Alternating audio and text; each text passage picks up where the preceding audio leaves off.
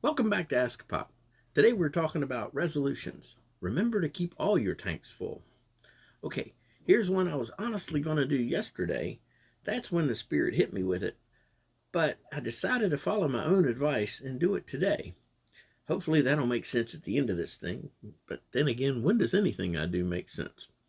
You see, some of our family members were coming down to Central Florida, or are here now, and we wanted to surprise them, and they were stopping in at their first stop was actually at a gas station, Bucky's, and it's at the corner of I-4 and I-95, and we had sat there and lied in wait so we could surprise them, and that's when the Spirit hit me with this idea.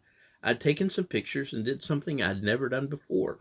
I sent it out to the connections team, and along with the text that said, guess what the Spirit's leading me to do, is a teaser. And before I'd literally left the station, Ashley had replied with an awesome answer. And by the time Tony and I got home, there was a completely different direction for this post. Not mine, not hers, but it was a combination of the two.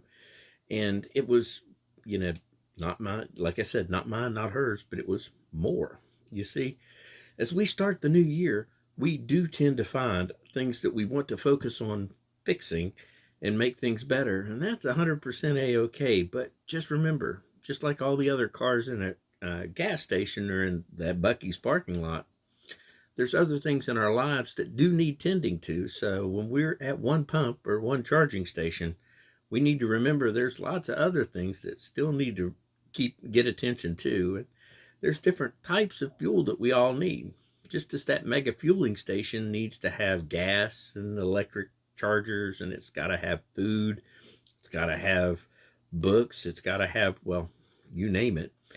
We also need to have all of those, we need to have those things too. And most importantly, we need to have prayer and Jesus.